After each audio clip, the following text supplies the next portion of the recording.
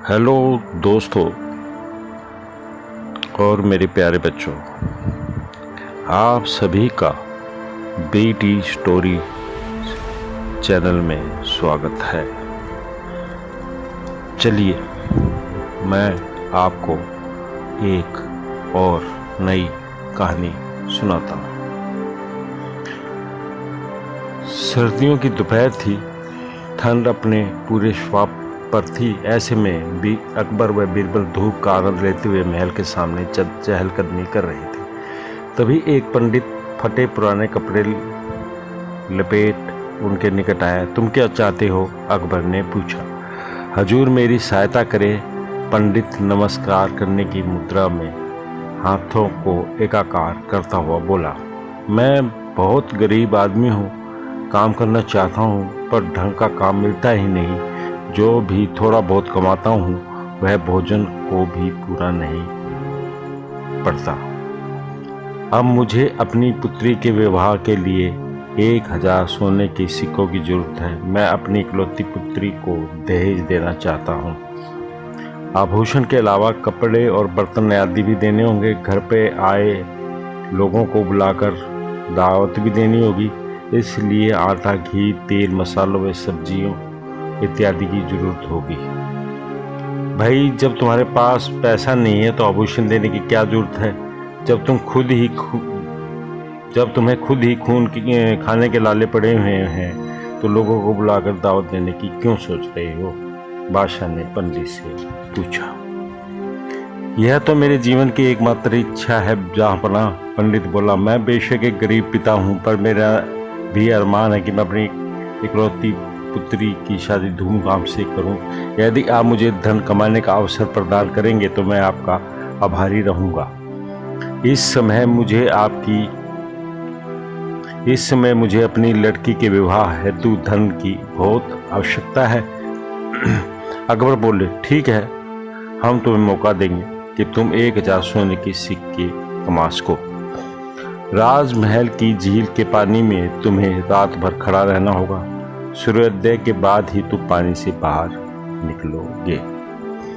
बादशाह के शब्द सुनकर बीरबल चिंतित हो उठा। उसे लगा कि उस गरीब पंडित के साथ ज्यादा ही जरूरत से ज्यादा कठोर हो रहा है। उसका मानना था कि घोर सर्दी की रात में रात भर ठंडे चिलचिलाते पानी में खड़ा रह पाना संभव नहीं है। बेचारा सर्दी से ठिठुर कर दम तोड़ देगा। लेकिन पंडित प्रसन्न था। वह सैनिकों के साथ राजमहल की झील की ओर बढ़ गया। थोड़ी ही देर बाद वह पानी में खड़ा था। यह पंडित तो मारे ठंड के मर जाएगा, एक सैनिक ने बीरबल से कहा। मुझे क्या मालूम, बीरबल बोला। हो सकता है कि उसमें बर्दाश्त करने की शक्ति हो, पर मुझे लगता नहीं कि वह ऐसा कर पाएगा। लेकिन अगले दिन सभी की आशा के विपरीत वह पंडित हंसता मुस्कुराता उनके सामने ठंडे पानी में खड़ा था।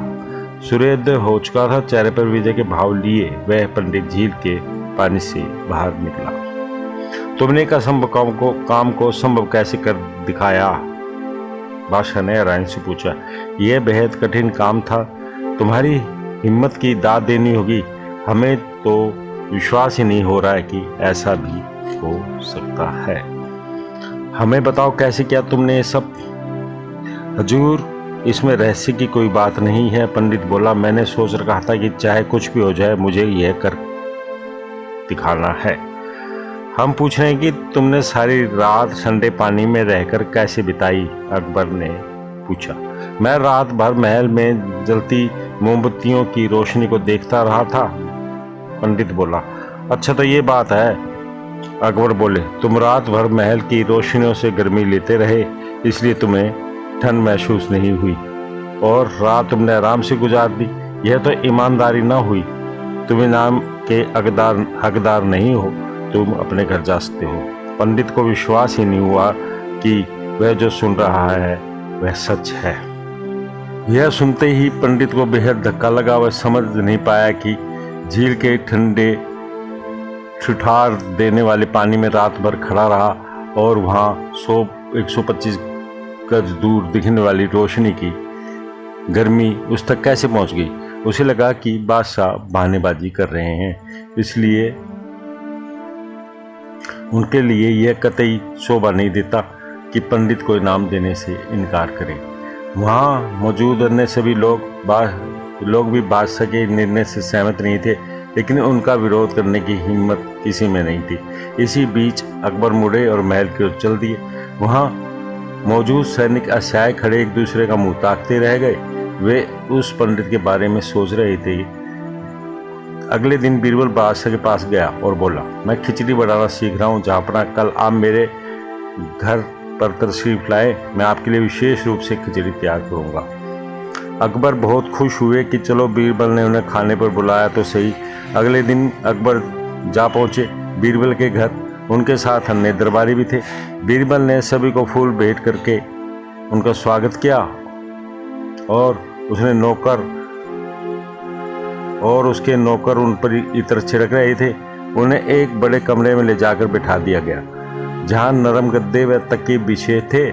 बड़े बड़े हाथ के पंखे नौकर जल रहे थे।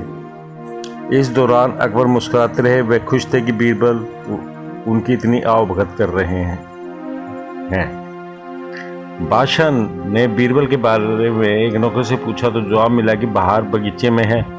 जब उन्हें बैठे बैठे 2 घंटे बीत गए तो वे सभी परेशान हो उठे। बीरबल के घर से उनके लिए एक गिलास पानी तक न आया था। अब अकबर को भूख के साथ प्यास भी सता रही थी। बीरबल कहाँ है, बादशाह ने दोबारा पूछ ही लिया। बाहर बगीचे में है, एक नौकर ने सादर कहा। 1 घंटा पहले जब मैंने पूछा था तब भी तुमने यही जवाब दिया था। अकबर बोले, आखिर वे बगीचे में कर क्या रहा है?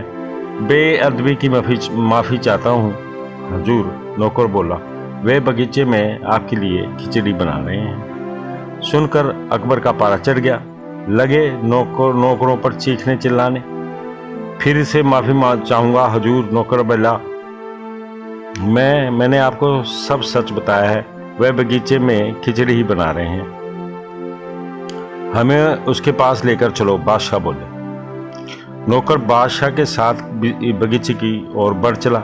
अन्य दरबारी भी साथ थे। वहां एक ऊंचे खजूर के नीचे आग जलाए बैठा था बीरबल। पास ही लकड़ियों का ढेर पड़ा था। कहाँ है तुम्हारी खिचड़ी? अकबर ने पूछा।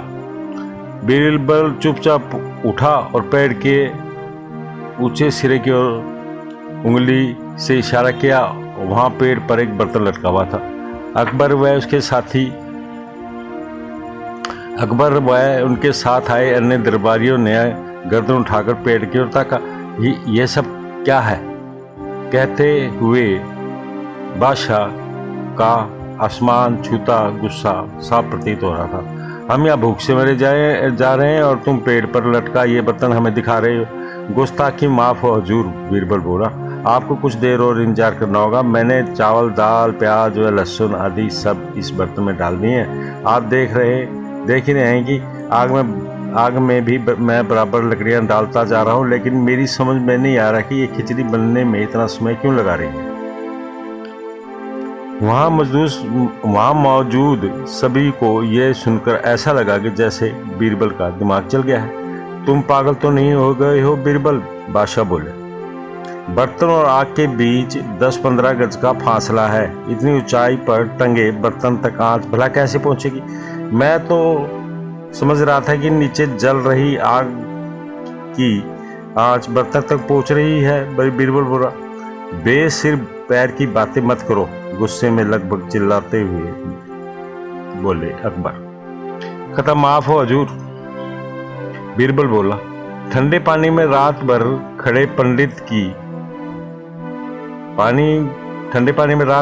पंडित तक यदि 100-125 गज दूर स्थित रोशनी गर्मी पहुंच सकती है तो मैंने तो पेड़ के 10-15 गज नीचे ही आग जो सुलगा रखी है, ये भला बर्तन तक क्यों कर नहीं पहुंचेगी? बादशाह समझ गए कि बीरबल ने कहाँ चोट की है। अब मैं समझा तुम्हारी बात। अकबर बोले, हमारा कोई मंशा नहीं थी कि उस पंडित के साथ अन्याय करे। हमें अपने किए पर पछतावा है। हम तुम्हें वचन देते हैं कि उस पंडित को 2000 सोने के सिक्के देंगे। उसे हमारे पास भेजो, हम तुम्हारे आभारी हैं कि तुमने हमारी आंखें समय रहते खोल दी। अब बीरबल प्रसन्न था कि पंडित को उसका इनाम मिल जाएगा, वह भी दुगना होकर 2000 सोने के सिक्के। बीरबल बोला, मेरे साथ घर के अंदर चलें हुजूर, मैंने आपके लिए खाने की पूरी व्यवस्था कर रखी है। अनेक लजीज पकवान आपका इंतजार कर रहे हैं। हाँ, खिचड़ी भी बनी है आपके लिए। यह सुनकर सभी ठाका लगाकर हंस दिए और बीरबल के घर में प्रवेश कर गए। नमस्कार।